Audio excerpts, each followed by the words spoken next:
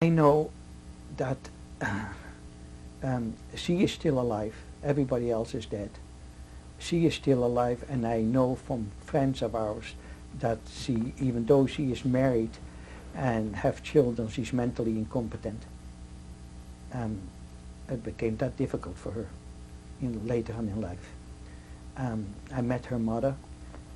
Her sister was deported later. We don't know the circumstances. Her mother never wanted to tell us what happened.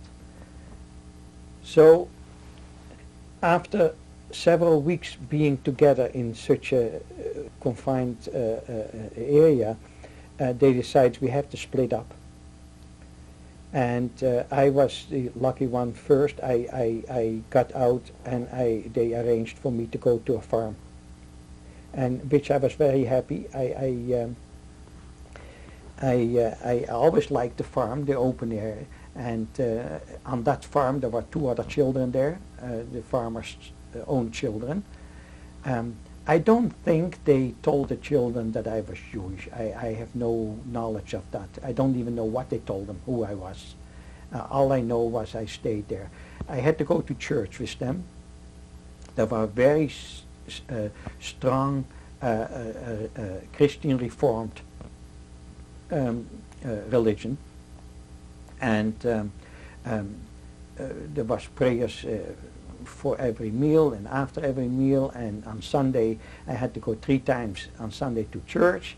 In the morning we went to regular services, and then in the afternoon I went for was kind of a youth service for young people only, and then at night we had to go to church again, and which was not much of a problem. I was lucky that I had a strong Jewish education to begin with, so it didn't affect me too much. In the contrary, I liked what I heard, and I liked that I saw somebody else's views in that respect about religion. It was the first time actually that I came in contact with another religion. So it was more or less good education for me. So I was on the farm, and then they found a place for my father, first for my sister and my cousin, the girl cousin, and they found outside in another place in Holland. They found a place for them, and then my parents and my uncle and aunt, my father's sister and her husband, they found another place for them. And that woman with her 2 daughters stayed in that same place. And after a very short time, I think maybe weeks, I don't know how long, but weeks after my parents and my uncle and aunt went in that new hiding place, my mother couldn't stand it anymore to be cooped up in the house the whole day, and she decided to leave the place and go back to Amsterdam, and she went to her own home. Within 2 or 3 days, somebody saw her and cleaning up the house, and he saw one of the neighbors and betrayed her, and she was picked up from the house, sent to Westerbork, and she thought that if she would stay long enough in Westerbork, she would get the same way out as my father, because he thought she had that connection. But within a day or 2, because she was a special punishment, because she was caught in hiding, she was transported right away out of the camp and was sent to Sobibor. Sobibor was a total destruction camp. And my father got the word back from Amsterdam. How I don't know, but we still had contact with people. I think he had contact to my aunt, because my aunt could travel quite a bit, my non-Jewish aunt, and I think she was the contact person. And then he heard that she was caught and was deported. Then my sister got homesick, and she went back to where my father was hiding, and so they were back with 4 people in that house. And I stayed on the farm. My experience on the farm was not too happy. The farmer was quite strict with me. I have to learn how to milk the cows. I have never done that before, and I have to work on the field, and I have to do chores around the house. Especially, my task was every couple of days to check the outhouse and empty the pail what was in the outhouse, and I remember sometimes I forgot, and the woman, the farmer's wife, she waited till that pail was overflowing. Then she would call me, and she said, "You forgot the pail," and I had to go in there and fish the handle out of the shit and to empty it, and it irritated me highly. And she always laughed when she called me over to empty the pail. She knew how much I hated that fishing, and I had to learn how to peel the potatoes. And the farmer, he checked every peel, and if he pushed it double, and if it clicked, then it was too thick, and I got a beating, because I had to thin it so thin that if you fold it double, that it wouldn't break the peel. Also, he gave me once a beating because I mentioned it to him that he washed his feet in a basin where he also peeled the potatoes in, and I said that was dirty. No, I shouldn't have said that, because that he didn't consider that dirty. He said, "I washed it out." He said, "Yes, it's still dirty when you go your feet in the basin where you peel the potatoes in." One day, the farm was on a canal, and we had a rowboat in front of the farm to go across the canal, because he had a pasture there where the cows were. And sometime there was a bull also, and the bull would get in by the cows, and that was of course a no-no. And so one day he called me. He said, "Harry, you go around." He didn't ask me to go take the rowboat and cross the canal, which was a short distance, but I have to walk around about a mile where a bridge was, where I could cross and then walk all the way back to the pasture. And I walked on my wooden shoes there, jumped over the fence there, and went in where the bull was. And I had a stick with me. I yelled at that bull, and he tried to walk away from me, and I yelled some more, but then he stopped. And when he stopped, I stopped, of course. I didn't go any further. And then he stepped forwards a couple of steps, and I stepped backwards a couple of steps. And all of a sudden, I decided I have to scram. I stepped out of my wooden shoes, picked them up, and put them against my shirt, and run. And I just made it over the fence when the bull came up to the fence. But then I looked, and I was full of shit, because when I picked up my wooden shoes, I was standing right in the cow shit. And they were standing across the canal and watched that whole scenario, and they laughed their head off. They found it so funny. To me, it was a humiliation. It was very humiliating for me to be in a situation like that. Of course, that boy took the boat, and he went across the canal, and within a second he had that bull out of the pasture. I mean, he had no problem with that. But I was a city kid. So those were some scenarios I had on the farm. I didn't like them too much. The people, they were not friendly. The people. What did you think of their religion? I found them very strict. I found them very strict, and there was, see, when we went on Sunday to the church, they put up a big pot of milk for the afternoon if we were coming home from church. And when we came home from church, that milk had burned on the stove. Now, there's nothing worse than burnt milk. And then they made a kind of a porridge out of that with rye flour, and when I had to eat that, I could vomit from it because I couldn't eat it because of the smell of that burnt milk. And to them it was kind of a reaction from I wouldn't eat it because of them, not because I didn't like it, but I didn't eat it because of them. That was the kind of situation. But for the rest, I was quite okay on the farm. I had the freedom I wanted. I was not cooped up anymore in a house. Excuse me. And that was the main thing for me, that I had freedom. And on a regular basis, I visited my father in his hiding place.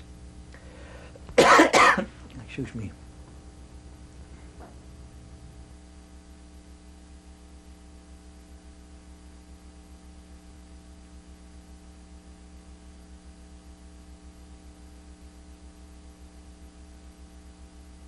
Net. Please continue.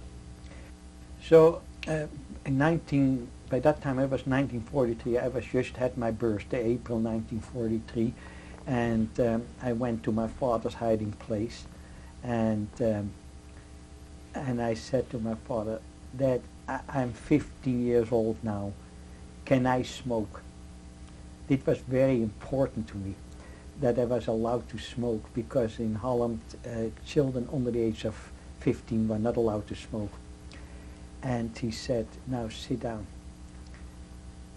I know you're allowed to smoke now, but you're not making any money. You're not earning any money right now. If you start smoking now, you get used to it, you get dependent on it, and you have no money to buy cigarettes. So what's going to happen to you? Somehow you want to have money and you're going to steal it. So why start now?"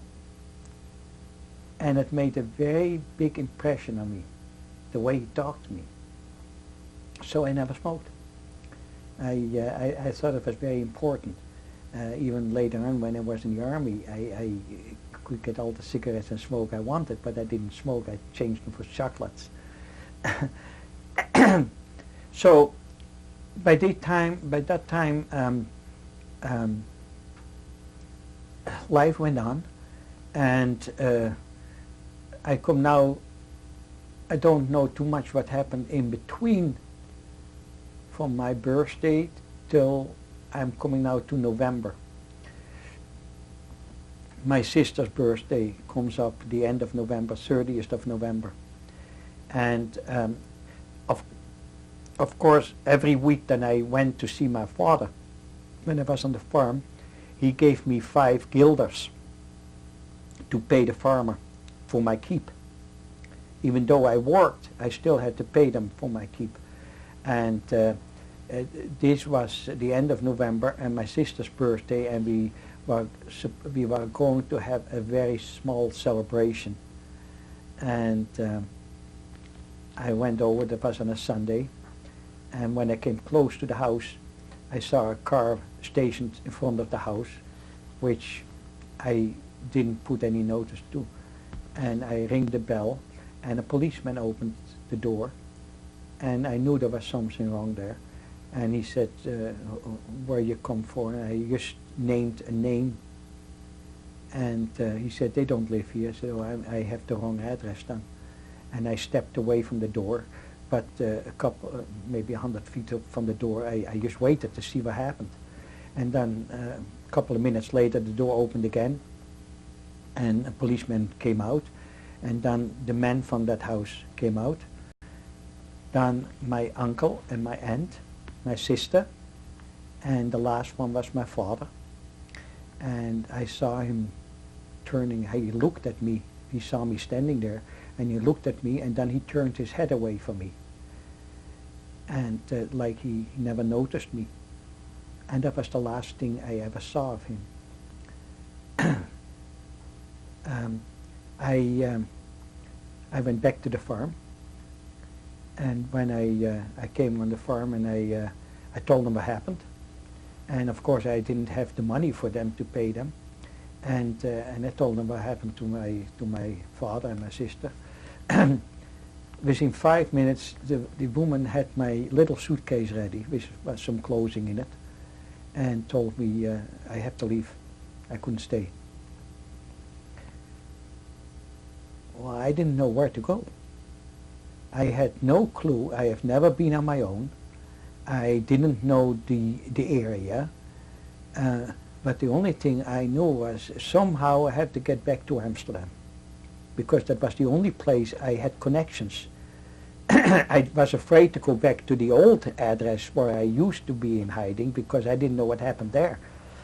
So I went to the railway station, and because I didn't have any money with me, I jumped the fence and I waited for the train to come. And I went on the train and I went to Amsterdam. But every time when I was on the train and the conductor came to look at the tickets, I went the other way. And we crossed each other every time. And he thought I was a kid from one of the people on the train and didn't say anything. And that's how I got to Amsterdam. Back and forth, running back and forth in the train. And when I came in Amsterdam, I came from the train on the platform, and I had to go down the stairs, which was about 8 feet wide. And the whole surge of people went to those stairs, and on both sides of the stairs was an SS man, and they were looking for identification cards. Everybody had an identification, but I didn't have any identification, because you had to be 15 years of age before you got an identification. But even though I was 15, I was in hiding, and where can I get an identification? So I didn't have any. So I made myself as small as possible, and within the middle of the crowd, I stood within the middle of the crowd and went down the stairs, and they didn't notice me. Once I got outside, I jumped on the streetcar again, and I went on and off the streetcar. Every time the conductor came for the tickets, I jumped off the streetcar, and I took the next streetcar till I came by my cousin's house. I knew my cousin was involved with the resistance, and I had to go to his place. Excuse me. So when I came to his place, and I told him what happened, and so he had a lot of connections where I could go. There was one friend of his. He took care of me for quite a few months in Amsterdam. We went every couple of days. I went to a new safe address with him. We jumped from one house to another every time we went to another house. I must have had about 14 different houses every time I went to a different house. And finally they found an address for me, a safe house in the northern part of Holland. And that's where I had to go. Somebody brought me up there. And I stayed with those people for a short time. And then the oldest son, there was also a farm, and the oldest son from the farmer, he had to go for forced labor to Germany. And I thought it was a good idea if I take on his identity, so he could stay home, and I would go in his place to that forced labor camp, because that was my best hiding place. So they thought it was a good idea too. So they took his identity card and gave it to the resistance, and they falsified it. I still have that card. And they falsified it, took his picture out, put my picture in, and put my fingerprint on the back. Everybody had a fingerprint on the back of the picture. And but then all of a sudden it dawned on me, I have to go to for a medical before I could go to that camp. Everything was in order, all the papers were in order, and then I had to go for a medical. And oh my Jesus, I had to go to a medical. And then I knew I would get stuck there, because as soon as I dropped my pants, they knew I was Jewish. Because here in North America, a lot of people, not Jewish people, they were circumcised, but not in Holland. And so I got cold feet. And I told the people, I didn't tell the people why I wouldn't go, but I told them I couldn't go. And they were very angry that I wouldn't go instead of that boy. So they notified the resistance that I had to go from there. So in the meantime, I had his identification card. And so I went from that place back to Amsterdam again. I stayed for a while in Amsterdam again, and then they found another new hiding place for me in the southern part of Holland. And so they put me on, they were going to put me on the train. They told me exactly what to do. I take that train and I go to that place. They named the place where I had to get out of the train. You have to understand that I was very, not only nervous, I was scared because I have never been on my own. There was always somebody who took care of me. This time I had to go on my own. And I had to go in the train and go to the southern part of Holland. They told me when I come to that point, to that place, get out of the railway station and make a left turn. You come on a road and just walk the road. But that was nighttime. And I came out of the railway station and I made my left turn and I walked down the road and it was pitch dark and I was very, very scared. And I must have walked that road for about half an hour. There was nobody on that road for about half an hour when all of a sudden somebody came out of the bushes. A man, and he said, "I'm waiting for you, you come with me." So that was okay. So by that time it was, must have been close to 11 o'clock at night that I came to the farm. And they asked me if I was hungry, if I want to eat something. I said, yes, I was hungry and I like to eat something. And you like meat? I said, yes, I like meat. And so they had some bread cut for me, and then something else came on my plate, which I have never seen before. And I said, what is it? He said, that is head cheese. I said, what is head cheese? He said, well, we slaughter pigs, and then we put that and that in it, and we make meat out of that. Well, all of a sudden I was not that hungry anymore. I was kind of sick, and I told him I never eat pork, and I was not that hungry. I eat some bread, and that was it. I said I'm not that hungry. So I stood on that. I was on that farm for several weeks, and I didn't work there, but I had lots of time. It was quite isolated there. We were close to the Belgian border, and I was quite isolated. And while I was during the day, I scouted the area to find out what was in the area, just to make sure if something happened that I would find my way out. So I found my way there, and then I found out what he was doing, and that bothered me, because what I found out was that he was not only smuggling cigarettes and butter across the border into Belgium, but he was also poaching. He was poaching rabbits in that area with a light box. He had a wooden box with a light in it, and then he put on the light, and the rabbits would come towards the light, and then he could shoot them. And the smuggling, what he did across the border, that bothered me, and I figured that it was not a good place to stay. And I found in the meantime that not too far from the farm was a convent. And one night, in the middle of the night, I packed my little suitcase, put my clothing in there, and I left the farm. I didn't have the heart to tell them that I wasn't going to stay with them. They were good people, very good people, and but I was scared because if he would be caught, I would be caught. So I figured I had to get away there. So in the middle of the night I left, and I walked all the way down to the convent. And I rang the bell there, and a nun opened the door, and I identified myself right away to her. I told her I was Jewish, and I was here in hiding, and I need a place. I need a place to stay. She never said a word. She never said anything to me, but just pointed out that I could come inside. And then she went away. I was standing there, and he went away. And then the rector of the convent came down, Father Geerts. He was the head of the convent. What was the name of the convent? That I forgot. I know the place. I know the place where it was in Heidhuizen. Heithuizen.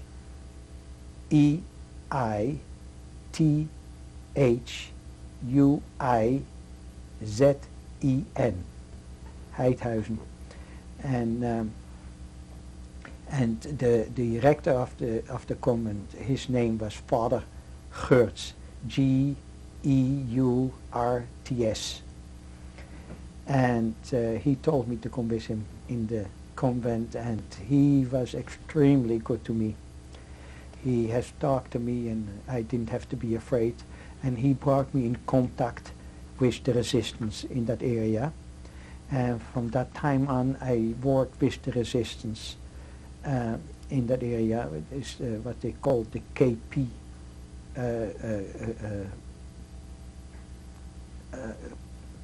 group. It was a KP, it was actually a fighters group, but I have never done any fighting in that group. And they didn't know how old I was. My new identification, what I had from the boy, pointed out that I had my sister's birthday on it, at least a year, 1926. So it put me almost a year and a half older than I was. And the reason I did it is if I ever would be caught, I would never forget that date, that I didn't have that boy's date on it, because I wasn't sure about his date of birth. And so they have changed that. So who was they? When you say they changed that? The resistance, when they took that boy's identification, they changed his picture, his fingerprints, and the name and the birth date on that identification. Well, how many members of the resistance did you have contact with? Oh, I don't remember. I don't remember that. Was it usually one person? Oh, you mean one particular person? You never met more than one or two people in the resistance. You never knew their names even. You never knew the names. How did you make contact with them? To the rector of the convent. And before that, when you were living in the farms, in the houses? The farmer knew. The farmer knew who was in the resistance. And that's how I got to him in the first place. The resistance was always forwarding people to hiding places somehow. So I think the details of that are not too clear for me. I know my cousin back home. He was heavily involved. He had a whole group of people in the house. Always there was always a large group of people. There were always anywhere between 5 and 10 people, men of the resistance in his house, who were doing various things. It was a communist group, and they did all those various things. What actually they were involved in, I don't know. After the war, I had still contact with one of them, who was very good friends to me. So these partisans that Father Geerts introduced you to, what kind of, did you do any subversive work with them? they made me, when I became part of them, again, they made me go from hiding place to hiding place, bring ration cards and things like that to the hiding places for those people who were there in hiding. There were not always Jewish people who were in hiding. There were people who were being sought by the Germans for having been in the resistance in the first place, or people who were slated for forced labor in Germany and went into hiding because of that. Not always Jewish people. So there was quite an organization in as far as that is in that respect. So by that time, I think we are way into 1944, and in June 1944 we heard of the invasion of France, and we were on a daily basis informed of the Allied forces, where they were, what area was liberated, and France was liberated at that time, and then part of Belgium was liberated, and then all of a sudden the 9th American Army came to that part of Holland where I was in hiding, and I remember I was in that house, and I was in the stall from that farm, and there was a door with a little window, and I heard there was a racket outside, and I wanted to know what was going on, and I looked to that little window from the door, and I came face to face with a soldier on the other side. It was not a German soldier, but it was a soldier I've never seen before, and I figured those must have been the whoever. I haven't even known of American soldiers, British soldiers, or French soldiers. All I knew was soldiers, and I came face to face with one, and it was an American soldier, and they were part of the 9th American Army. And so I came outside. I told them who I was. I mean that I was in hiding there, and they wanted to go further out in that area, but because they didn't know their way around there, asked me if I could go with them and show them where to go and where to walk. And I knew certain areas where it was mined, so that they shouldn't walk into the field. And I pointed it out to them, so they say no. So then the group, or the resistance group where I have been with, they decided that the whole group was going to be with that unit of the 9th American Army and become one of them. We got permission from the commander to become one of them. And then September 1944, our group, I don't know how large that group was particularly, but there were other groups as well from the resistance, had to go to one place, and we were going to be officially inducted into the 9th American Army, and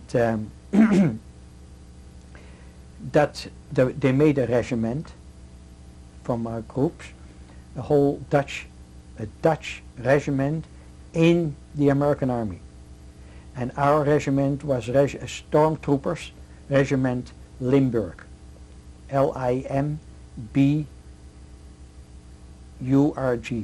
Limburg. And but there were three other, that was the province, name of the province as well. And there were two other provinces who had also a regiment. Later on, those three regiments were put together because of the casualties we had, and there were not enough people for one regiment, and they put the three regiments together, and they went with the American Army all the way into Germany.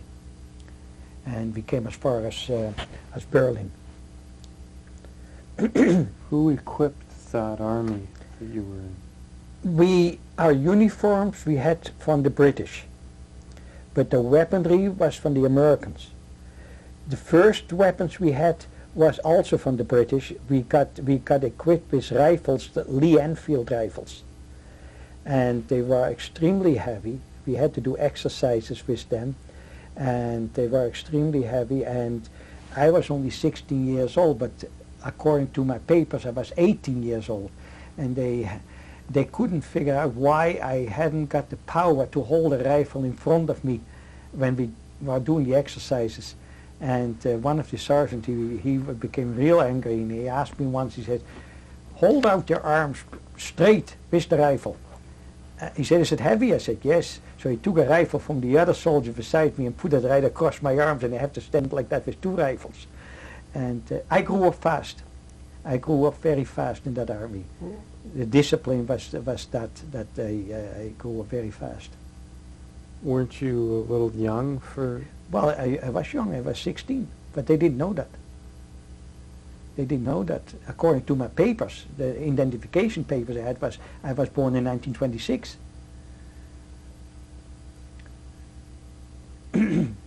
What kind of missions what kind of activity or missions did this unit partake in? We went straight in. We were one part of the American army. We were not. We had to do what they wanted us to do. The Americans especially wanted us to be interpreters for them, because we were Dutch. They thought we speak German as well. It's like saying somebody in Canada, because you live in Canada, you speak French and English as well. And that's the notion they had. You were Dutch and you're supposed to speak German. But we didn't speak German.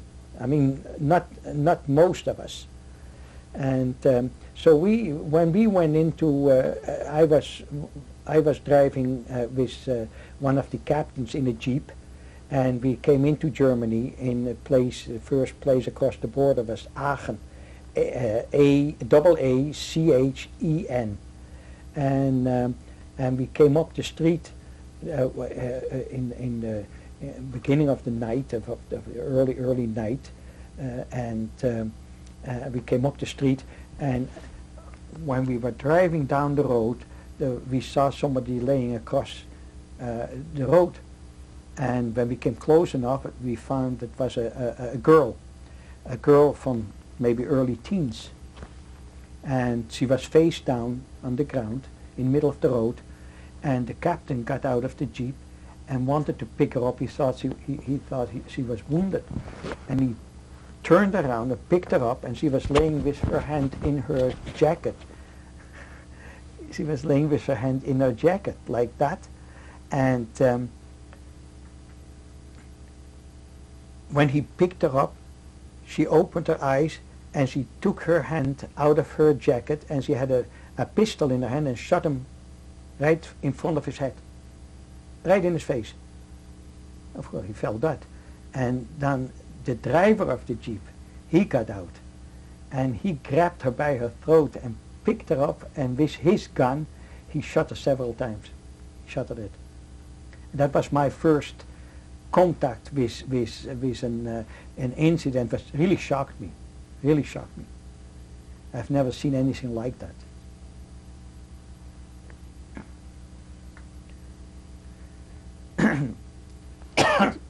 Did you have any contact with prisoners of war? Yeah, when we went further, we went from Aachen to Düsseldorf to Krefeld, and all those places close to the Rhine River.